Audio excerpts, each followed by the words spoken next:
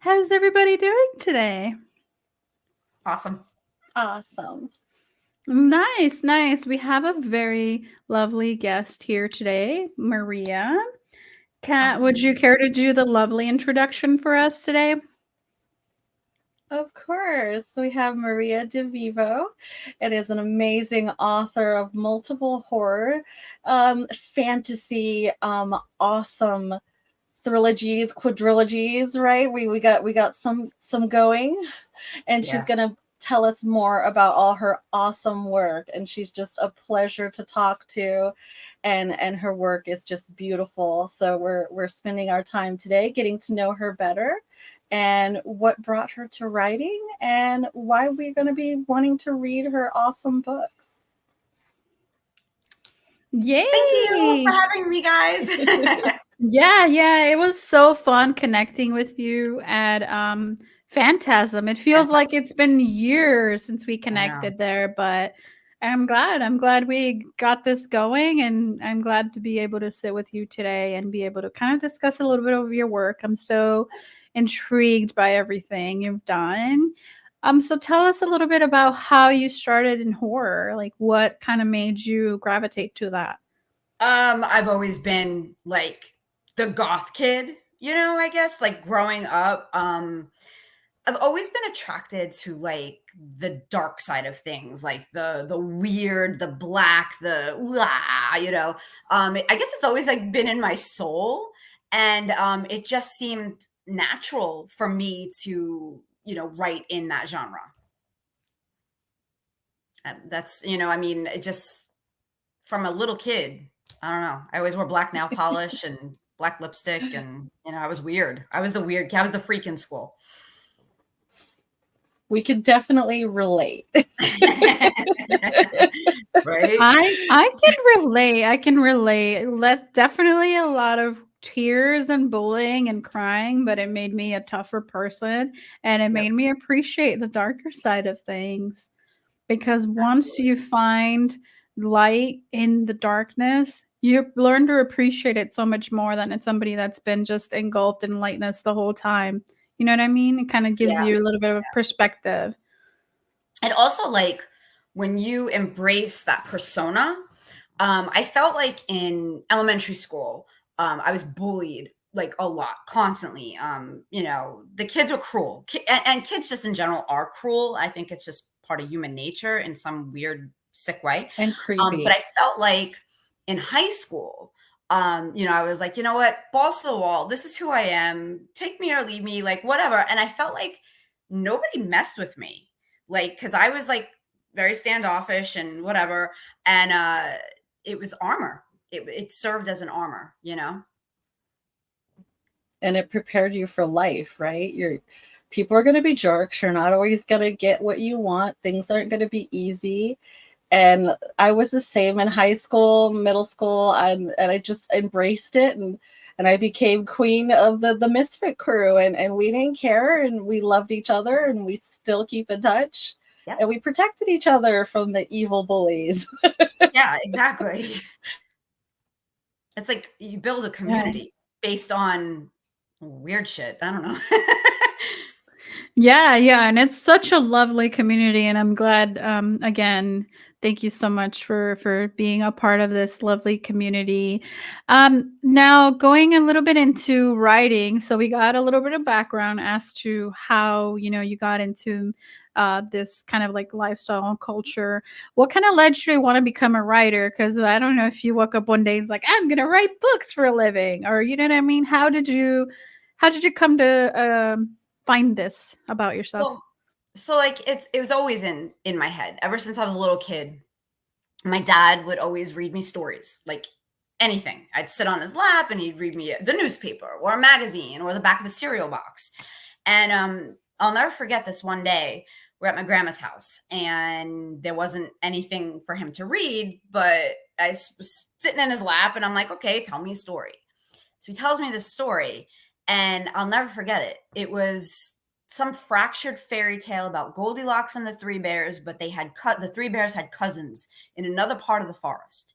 And the head guy, his name was Licorice. And like, I'll just like the details. And I remember sitting there hearing him tell me this story and being like, oh, if dad is a master storyteller, I want to be a master storyteller like him. And that was like the first spark. And from there, it was like, I started writing poems, not very good ones when I was little, but of course, I was writing and constantly short stories, poetry, attempted a novel, never really worked out until years later. But yeah, it was always like, okay, I want to walk into a bookstore, point to a shelf and be like, it was just ingrained in me from real little. That's so sweet. I love that. And that's, similar what brought me to horror. It was watching scary movies late at night with mom, snuggled Mhm. up. And, dad was the poet, but he didn't so much like the horror. He loved the fantasy. Okay. So I could definitely see him sitting down with one of your books and enjoying that also. Very cool. Yeah, for me personally, it was a little bit different. It wasn't until later on in life that I discovered horror. I was very sheltered growing up. So I had that kind of like safety bubble of like, we watch, Barney and Friends and dumb shit like that. And then once you got to the real world and once you got into middle school and high school, you're like, oh, like Yeah, you're just yeah, like all these options and things and people would be like, "Did you see the new Exorcist?" Or, whatever, and then you'd be like, "No." And then just going home and being like at the time, I remember having a very very like dinosaur computer, dial up Mhm. internet, and being like typing stuff up and being like, that's not new, that's old, they lied to me. But I'm like, well, they're kids. I was very like, I wanted to know. I was a very like a seeker of things. So I think that's why I love horror movies so much, because I'm Mhm. always a seeker. Like, what can I find in these stories? What can I, you know what I mean? What can Yeah, I don't know. I yeah. like to puzzle things and I've always been that way. So I remember just very vividly like, having a computer and always getting in trouble. My mom actually one time, God love her, but she got so mad at me because I made like a MySpace account and I wasn't supposed to because social media was evil and she made me delete the account. And then she made me like be off the internet for like a week or two, and I'm like, man, so Yeah. freaking pissed off. And then, and in secret, oops, sorry. In secrecy, I would like reactivate. I like permanently disabled the account, but she didn't know the difference. So then I like, when she wasn't looking, I'd like re-enable it. And then Mm. once she would be gone, I'd disable it. You know what I mean? I had to Oh play my that like God. Yes. I had to play that like cat and mouse game because she was just told that it was evil and it was bad. But I had so much fun. I joined like all these friend circles. We read books. We exchanged information, not information like that, but like vampire kisses, and we would like have these long discussions. So that's kind of how I got into the community. Also, was Building community. Yeah. a lot of like those MySpace trains, and I don't know if you remember those, and I but and then remember we met that. each other, and I cracked her open, and we shared our darkness together. yeah, we have a lot of I love dark it. secrets brewing. No, I'm just kidding. Murder and no, We have a lot it's of not. skeletons in the closet. I love skeletons. Yeah. So I don't know. It's fun. It's fun to kind of have a story also to tell and be able to let people know like, hey, you're not alone in this, and Right. whatever people find, whatever message resonates with them, they should just go with it. Speaking of messages, can you tell us more about Dawn of the Blood Witch, like that series in general? I'm like very interested about that. Can you let our viewers know a little bit about that? Absolutely. Okay. So, Dawn of the Blood Witch. I am like so deep into this story right now. It's my saga. This is like my, oh God, 10 books it's going to be. 10. Right now, 4 books, 1, 2, 3, 4, they're out, available. I finished 5 over the summer, so that's like with my editor right now, and I'm currently writing number 6. Basic premise. This is my adult 18 plus occult horror, okay? Basic premise is witches are real, because we kind of are, and they're trying to open up the portal to like the hell dimension, and they want the old gods to come back to Earth and kind of reign supreme like they did, millennia ago. And basically each novel, this is kind of cool, each novel is a standalone book, so it can be read in any order. So I kind of say it's like My American Horror Story, where like each season is different but they're connected. So each book is a standalone. It takes place in a different time period. They're all based on actual events in history, because I like to use like the reality of like horror reality as the backdrop to kind of enhance that holy shit moment, but the only one that will have to be read in order would be number 10. When that comes out, that's going to be the last one that's going to like bring everything together. So I'm like really excited about this series. It's taken me in all different directions. I'm having so much fun writing it. Yeah, sounds like it. Now, the little backdrop that I have, that one's called Witch of the White Serpent. Oh, on you. Yeah. Yeah. So what is that book about? Because I don't know, it looks kind of Nordic, but I don't know. I'm a cover person. I like look at a cover and I'm like, ooh, there's like snakes and some like kind of Nordic stuff going on in Yes. her neck. I don't know. Yes. So You guys see it? technically that's book 4, but it's technically the first, like chronologically.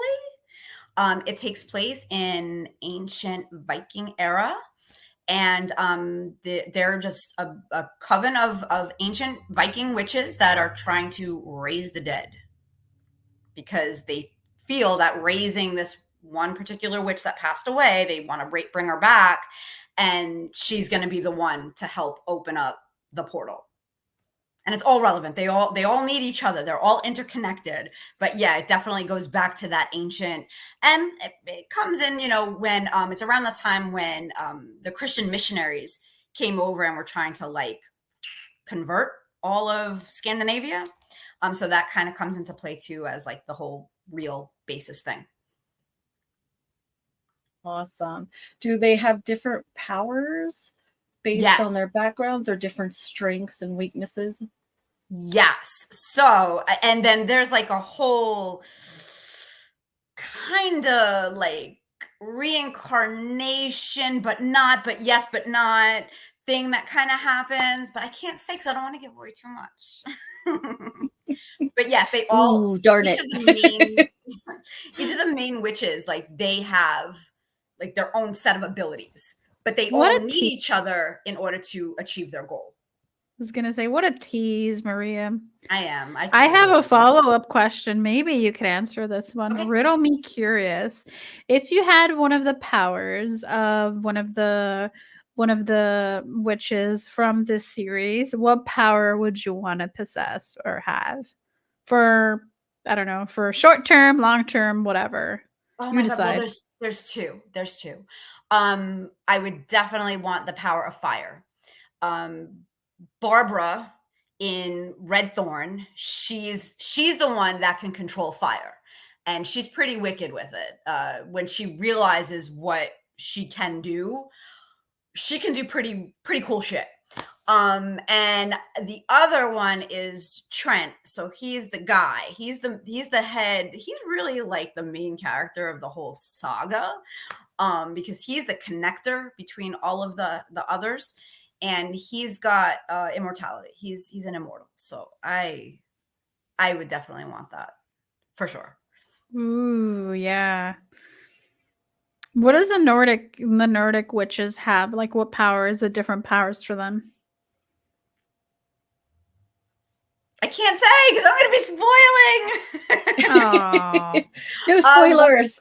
Okay, so all right, let me see if I can like say this without saying it. So the witch on the cover of white serpent. That's Blodwyn, and she's Bloodwin. super important to the whole thing. She also has the power of fire, and she has the power to control the serpents.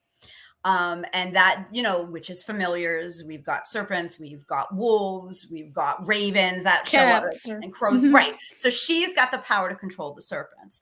And she's really special. She's like super important. Super important.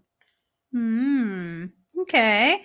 I guess we'll have to read more about her. But based on the cover, there's like a snake there. I was like, oh, snake. That's gonna She's be hot important. too. She's hot. Yeah, she's So Maria, really pretty. did you plan to write such a saga, or when you just created these characters, they just became so real to you and like friends, and you just wanted to continue to see their story and share it? That's actually kind of what really happened. Yeah. I wrote Black Circle first, and Black Circle takes place in the 1980s, and it's all about like the Satanic Panic. And that's the time period that I grew up in. And I just love that whole like heavy metal music, Ouija boards, light as a feather, stiff as a board, that sort of thing. Rock on, right? So after I wrote that, I was like, all right, I want to write a sequel, but I don't want it to be a direct sequel. So I'm like, how can I? So then I wrote Red Thorn, and I'm like, okay, well, what do we know about witches? Salem, right? It goes back to the 1600s, Salem, right? So I wrote that, and then I signed a contract with Four Horsemen Publications, and they were like, yeah, your contract is 5 years, 2 books a year. And I'm like, that's 10 books. And they're like, well, it doesn't have to be the same series. And I'm like, no, I want it to be the same series. I can do this. Let's go. And I was just so excited about my witches that I'm like, yeah, I got this. I mapped it all out. I know the very last line of the very last book. I already read it. Like, it's already done. Really? Yeah, yeah. You're so prepared. I'm ambitious. Go big or go home, right? Yeah. Dude, yeah, you're doing Yeah. it. You're doing it amazingly. May I say so myself? So you mentioned earlier that you wrote one book, and then 10 years later, I believe it was, you actually finished a book. How was it what was it that it took for you to finally get everything together and finish a book? Like, did you have to set a regimen for yourself, plan things out? What was your process? Yeah, so I have to be, because I mean, you can probably tell, like, and when we met, Phantasm, you could see that I'm completely like off the wall, OCD, ADD, like I'm like squirrel, right? But so I have to be very disciplined. I always had these ideas in my head, right? I always like knew that I wanted to write novels. That was my goal. And my daughter had turned a year old. I'm a teacher as well. So, I'm living in Florida. My daughter was a year old. I got the house, I got the career, I got the husband, I got the kid. Like, life was just really good. And I was still unfulfilled. Like, I needed that one thing. And I had this one idea, and it was actually the coal elf that was popping in my head, and it was still like, get out, And I said to my husband, I'm like, I got to do this. Like, I want to do this. And he's like, all right, go do it. Stop bitching about it and just do it.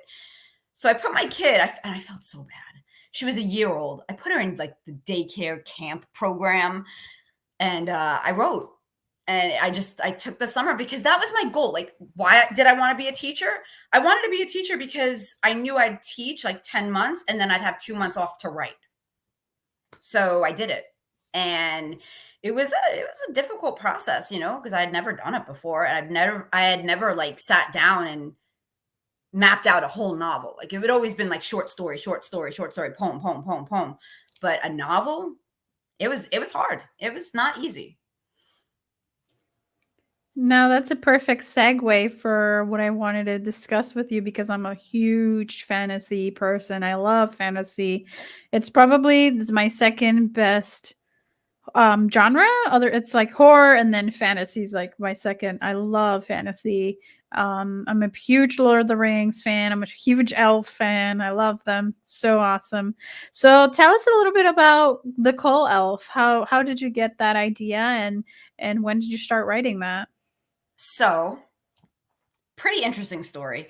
I was teaching in New York at the time, and I was at a Catholic school.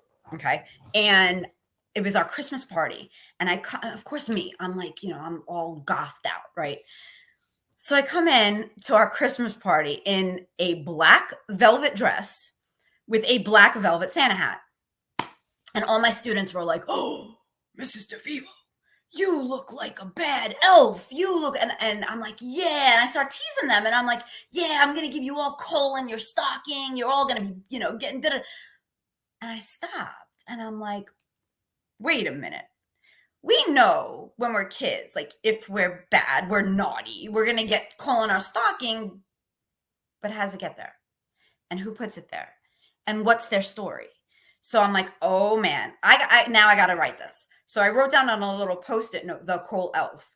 Well, it wasn't until like 4 years, 5 years later that I actually wrote that, but I always had that in my head. It was always there that was the one that had to come out first. That's pretty awesome.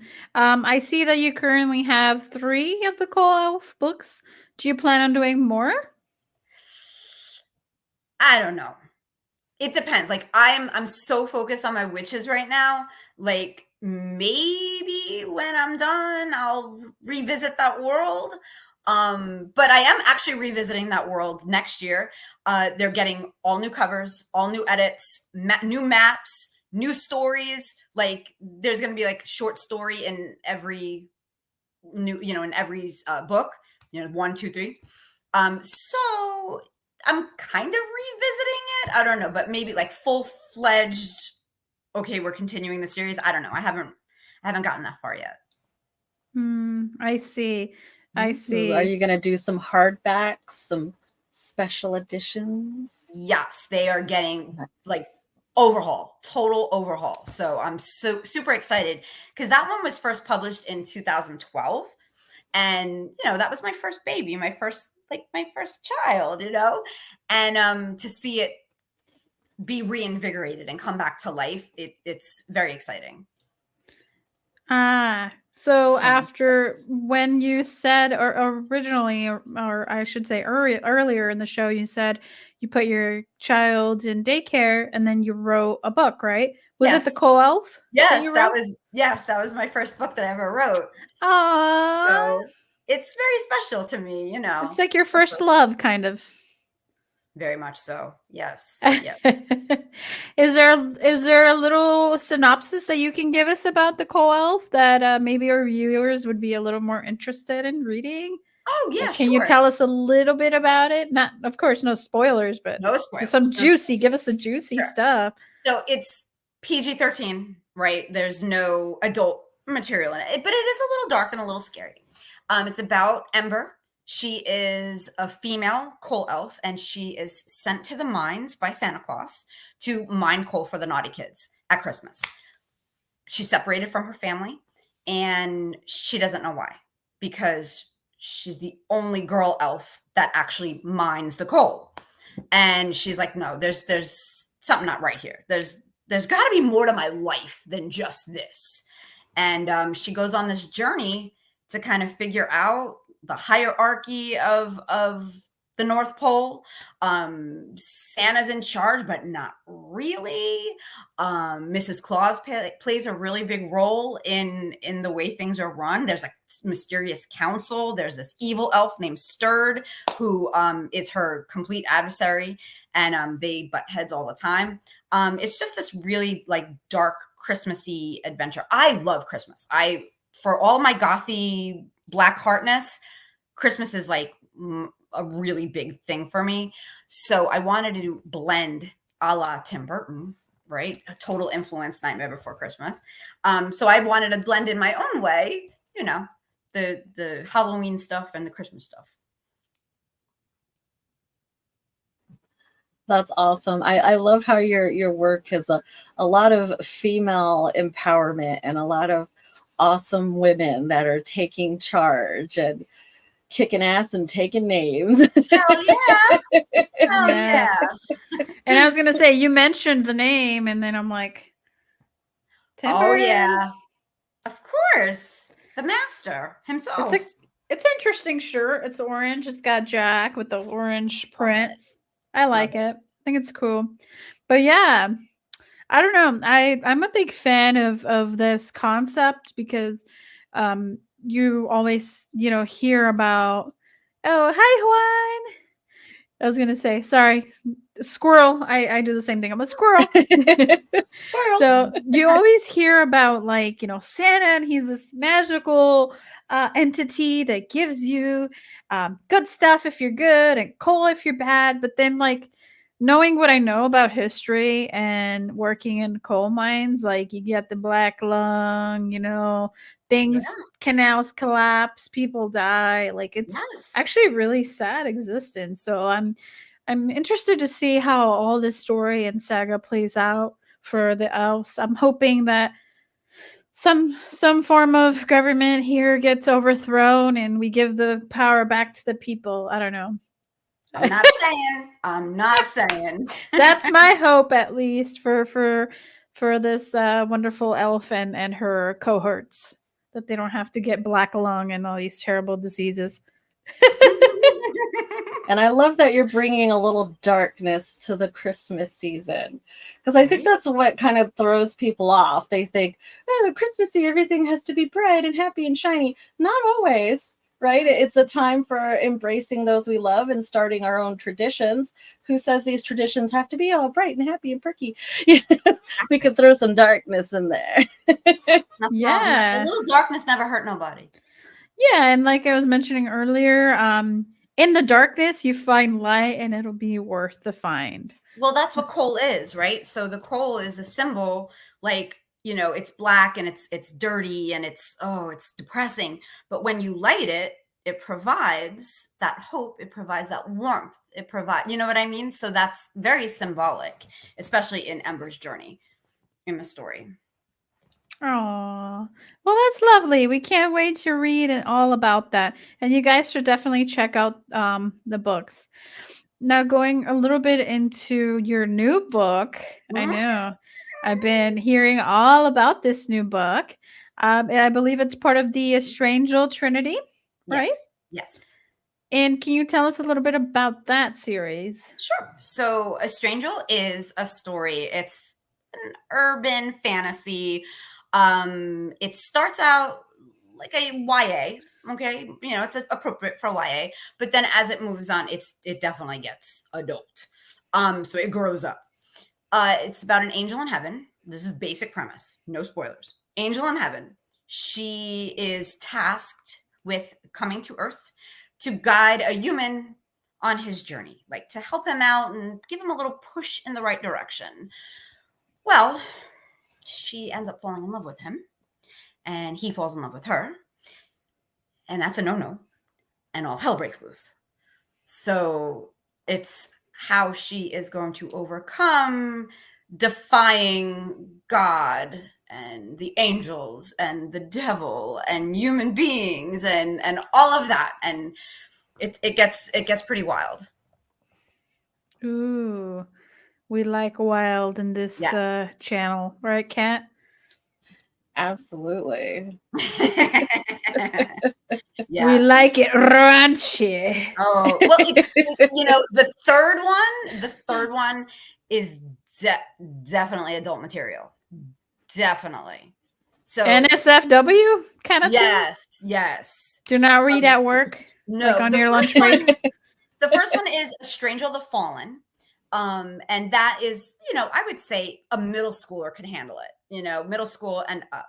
A Stranger the Chosen, which is the second book that just came out yesterday. Whoop, whoop. That one I say would be more high school, early college. And then the third one, buckle up. Definitely buckle up. I mean, I was reading Stephen King in middle school, and Right, I just, right, right, I was like, I can't believe they're letting me read this. I need more. right. So But I that's think what like got me reading more and loving literature.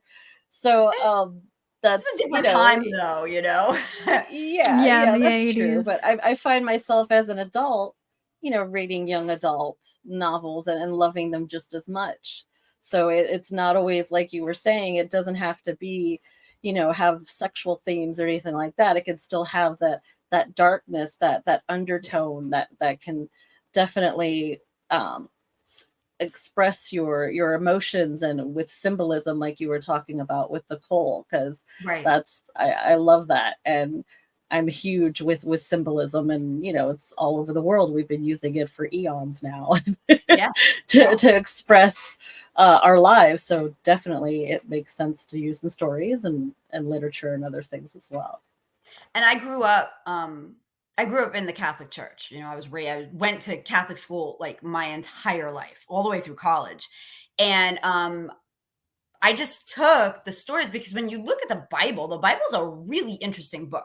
As like if you're just looking at it as a piece of literature, it's great. It's got sex, it's got violence. It's pretty cool. So I was really heavily influenced to like with my own because it was a critical time in my life where I was making my own like judgments about religion and stuff like that. So I kind of took stories that I knew and my own viewpoint. And yeah, I got a strong female angel who fucks shit up, basically. Nice. Yeah. Betty says, "Oh my god, I can't wait to read 2 and 3. I Hi, can't wait to read Betty. 1." Betty's awesome. Betty's awesome. Aw, well, thanks, Betty, for joining us. You're not a sneaky ninja anymore. Now we know you're here and watching. Yes, yes, yes. Excellent. So that's very interesting, that you have all these wonderful things. I know you also have the altered experience. Mhm. Is that what kind of book is that? Or It's horror. It's starts again. It's not as extreme as a Stranger, but it starts out like a young adult, and then it gets more intense as the series goes on. I delve in like all different, the different worlds of different fantastical creatures. So the altered experience is about zombies, but they're not really zombies. They're infected. Okay, the zombie virus is gets loose, and people start eating each other because that's what they do. But a cure is found, and the people who were infected with the virus are now like they're not human, but they're not zombie. They're in the middle. They're altered, and they're the new race. So it's like, how are they going to fit back into society? Like, I'm not hiring you for a job because you just ate my mom. So yeah, what do we do with you? Where do we put you? Who's going to accept you? So it's like this is their story of how they're kind of like coming back into the world. I could just see that on job applications now. Have you ever eaten anybody? Mhm. Right? Yeah, I love this concept. I'm seeing a pattern here. Most of your main characters have like a quest, kind of like they're very strong.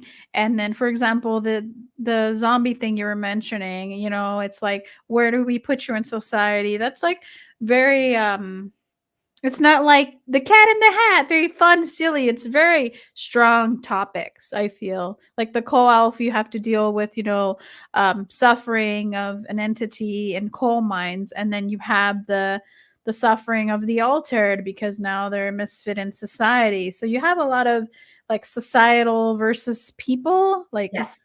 like a lot of Yeah. like, I don't know, I'm seeing a trend here. And then, of course, A Stranger the Fallen, it's like society, which would be God, celestial Yep. beings against the angel, and then the humans against the angels. It's like a lot of societal establishments versus the protagonist. Did you deal with a lot of pressures from society growing up? Were you influenced? Did you feel Um, like you didn't fit in, perhaps? oh, definitely not. Definitely not. I mean, I kind of grew up in I mean, we didn't have a lot of money. So, I mean, when you comparatively speak, my upbringing, I come from a family, I was the oldest of five.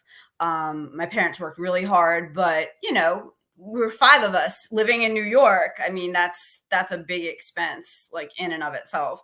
So we didn't have, you know, it was what it was, and my parents were awesome and they provided the best that they could. But yeah, I definitely just growing up, like I said before, like being that different person, being that outsider, being the freak, being the, oh my god, she's a witch, da, da, da, she looks like a witch, she's a da, da, da. That was my life growing up. So it was kind of like I always felt like I was, always in a fight for my life. Like you're always Yeah. outcast, like a Always alien outcast. in Yeah. your own skin, right? Yeah. Like just And like, I gotta be honest, like I didn't really become comfortable with who I am. I was always very, reserved, very observant, not very outgoing, I was very mean. I was a very mean person. I didn't become comfortable with my own self in my own skin until I had my daughter at 31. It took me 31 years to figure my own shit out. And I'm still figuring it There's out, hope. There's hope Yeah. for us. right? I Yeah, mean, just like anything, there's different phases, there's different acts or yes, chapters, so to different say, of chapters. life. Yes, for sure, different chapters. But yeah, wow, that's a cool perspective. Thank you for sharing that. I can definitely see that in some of your work. See, there you go again. The nitpicky. I want to pick things. I want to like figure out things. That's what I do. I just figure people out. I'm like, oh, you clearly have an issue with society. Or maybe not an issue, but you know what I'm saying. But I did at one point, and it's still like, I always say, oh, it's kind of like what joy and what's the other one? Joy and sadness would say from Inside Out. Oh, it's a core memory. So those core memories, they stay with you. They really are like core memories because they're so impactful that they kind of like weave into every aspect of your life, and it comes out in my It's writing, I funny guess. how Yeah. it's funny how when you're writing and like you won't even realize what you're putting into your work until someone reads it and says, was this Oh, going on at that time? And you're like, how did you know? Like, and I'm because like, it's just it's exactly there. It's palpable. Yeah, yeah.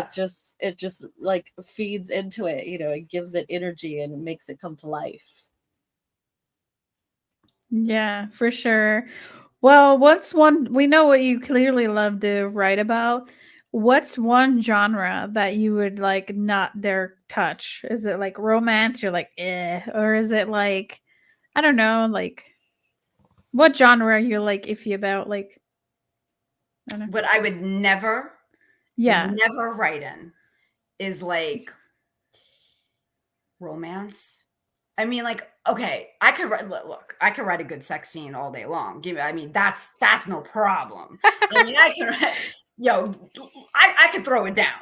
But if we're talking like, like this is the what's Hallmark it Channel. called, man? Hallmark Channel.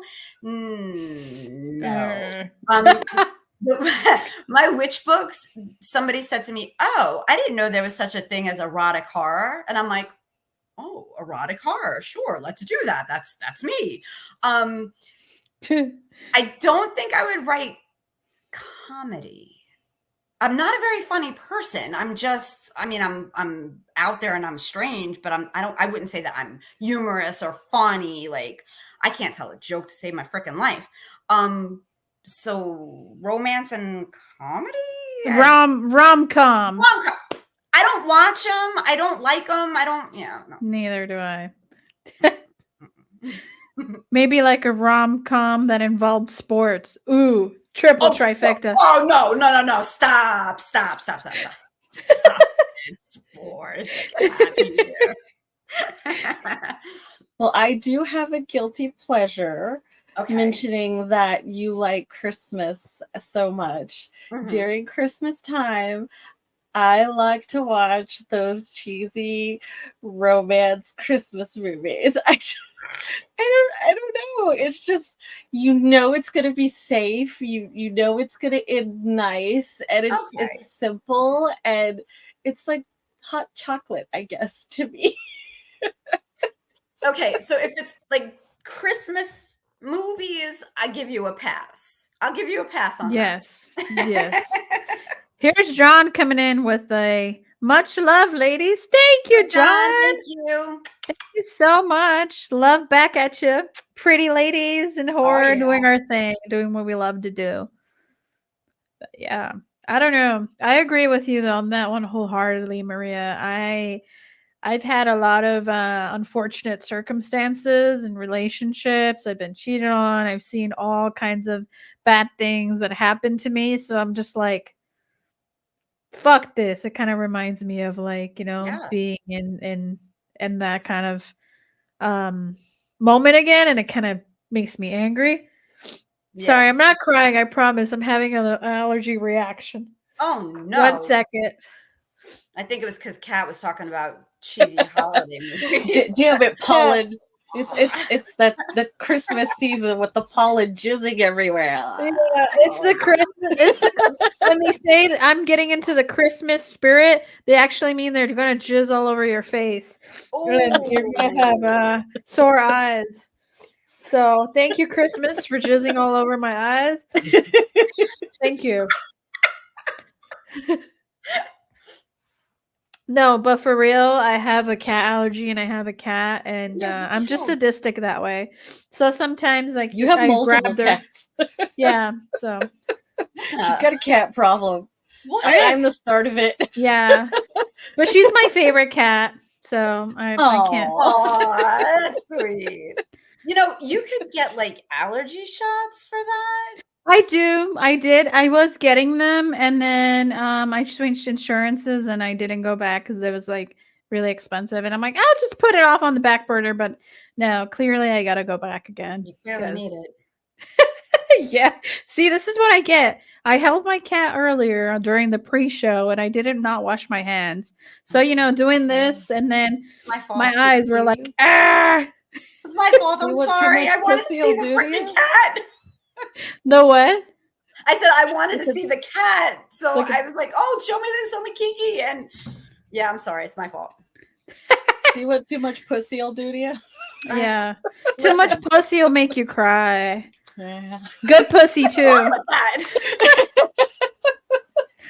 Nothing like good pussy to make you cry. I mean, If you see And a Maria good wants enough, to see the pussy. yeah, Maria wanted to see the big, beautiful pussy, and I, love it. showed it to her, and then it made Love me the cry puss, 'cause baby. it was such a beautiful moment. I just had to cry. It's like Yeah. this is what we do on this show. It happens. It happens. Brian said, "Hey, Luna and Kat, I'm currently reading the first book in the Altered series. And it is a fantastic read. Maria is such a talented writer. How did Maria come up with the refreshing take on the zombie outbreak?" Ooh, that's a good question, Brian. Thank you. Thank you, Brian. Hi, Brian. Okay, I guess I'm not answering that question. Yeah. Okay, so long story short, when I was a kid, there were like 3 things that really scared me and like freaked me the hell out. Zombies, tornadoes, and nuclear war. Because I grew up in the 80s and that was we were trained to fear nuclear war, right? So zombies, I was always like fascinated by them, but horrified by them because, right? Well, I don't know. I always feel like when I'm writing, I want to like spin something. I want to spin what we know to be normal and the average whatever. And I'm like, what could I possibly do that's going to like maybe change up the universe or add to the universe? Not change. I didn't want to like, oh, I'm revolutionizing the zombie universe. No, I wanted to like add a different spin to it because I like adding like twisted shit, right? So I'm like, well, a cure. I mean, there's got to be a cure, but it can't just be a cure. They can't just like go back to normal. They got to be different. They're totally different because they ate people, right? And that's kind of a big thing, it's the gravity of taking a life. I've never done it, but I can just imagine that it would be pretty heavy. So I kind of took all that. I took all my fears, all my childhood fears of zombies and all my adult fears of zombies. And when I wrote the book, it was really cathartic. I wrote the book, I got a zombie tattoo, and I'm like, poof, like magic. I'm not afraid of zombies anymore. I don't know. It's really weird. It's really weird. But I like to take what we know, twist it. Damn, that's so awesome. Now, another viewer question. You guys are on fire. Keep the questions coming, guys. Love it. Marina asked Maria, do you plan or have plans to turn the Witch series into a movie or movies? Ooh, please say. tell us yes. You can't say. I'm not allowed to say. Okay. Yeah, That's because it's a possibility. 3 little words called NDA, and Oh, yeah. Contract. yeah, I can't, but I can say I would love to For that to do that. happen. Yeah. Okay. All right. Well, that was kind of an answer, Marina. Sorry. Hopefully that tickled your fancy to go read them and maybe pray to the older gods and open up a portal and maybe the older gods will give us the movies, right? Oh my God, please, Santa Claus, please. Nice. Well, yeah, a lot of lovely people. And then Betty also said, I missed this one earlier. Late to the game, but always here for Maria. Aww. Thank you, Betty. Thank you, Betty, for your support.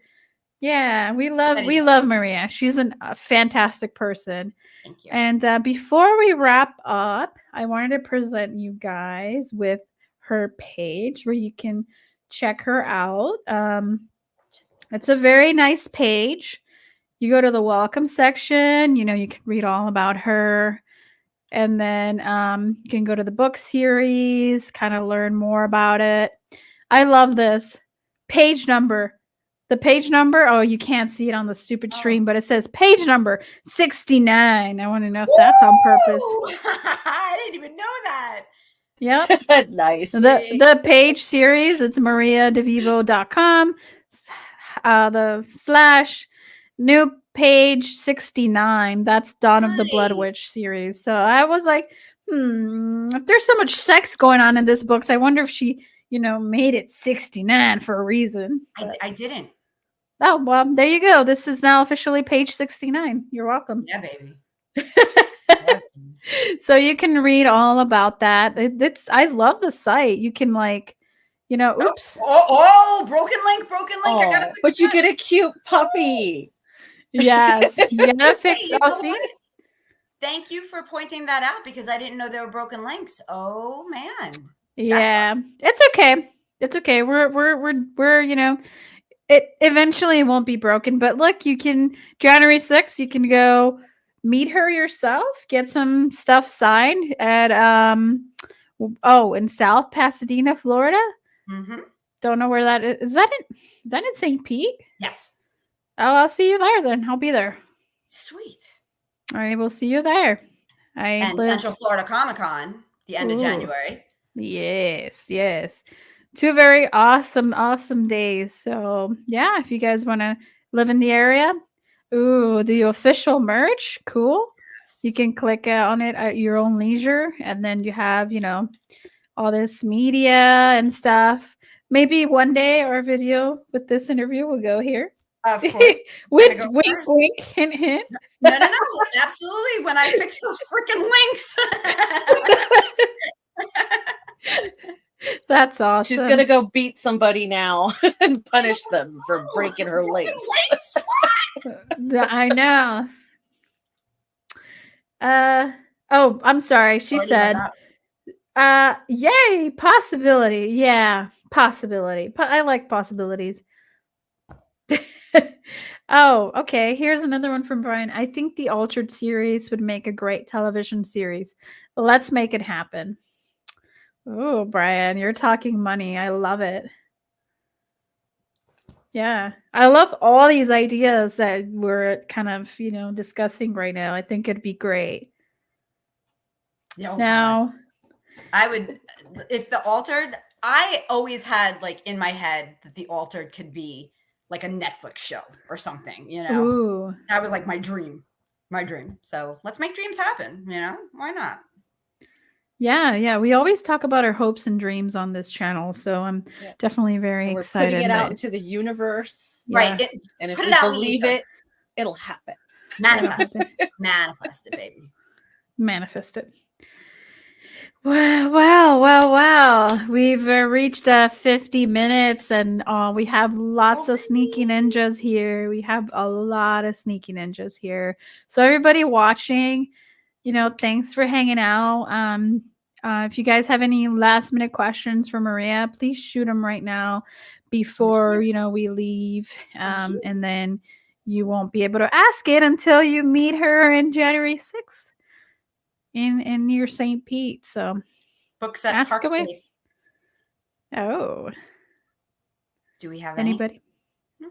Nothing yet. Kat, in the meantime, do you have anything else for Miss Maria?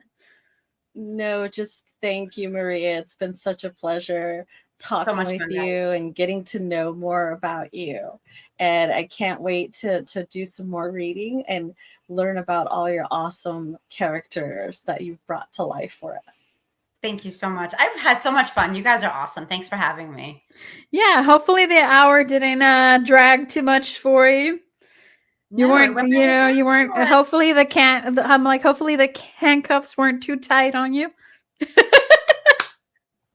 Chained down to the seat. I'm kidding. We don't have her chained. I like Or it. maybe have leather. Yeah, maybe you're into that. I don't know. You kind of might like be. it, so you know. It was her idea. Nice. Okay. Well, you guys have some awesome homework for our sneaky ninjas. You guys, read The Altered, read the Co-Elf or the Witch series. And a Stranger. And a Stranger, which just dropped, the new one. Yep. So yeah, just dropped hot yesterday. So thank you everybody for being here. We have a fantastic show tomorrow. We're doing is it this studio is coming out and doing a live interview for us. We have never done anything with a special effects studio, so that's going to be a lot of fun. Cool. And I believe it's AOE Studio, if I'm not mistaken. Let me look at my programming. Yes, AOE Studios is coming out tomorrow. And they're just going to talk to us about how to put on prosthetics, do special effects, see a little bit of in the mask creation. Kind of, it's a little more artsy, fartsy, kind of artsy, fartsy. I love that word. But that's it's gonna be the dark arts. It's alchemy. Yes. Makeup is witchcraft, totally. And I may or may not be a zombie when you see me again. Ooh. No, definitely no question. But Betty said, let's make it happen. So yeah, definitely let's make all those possibilities happening. We're manifesting strong for 2024. So yeah, join us tomorrow, guys. Tomorrow is going to be a lot of fun. Alan will be here with us and we'll be discussing all things prosthetics because that's very huge in the horror community. Yes. Gotta have a lot of good special effects and masks and all that fun stuff. All right, guys. Well, thank you so much for tuning in. If you're watching or just listening to this episode, thank you for being here. We'll see you next time. Next episode. You know where to find us. Bye.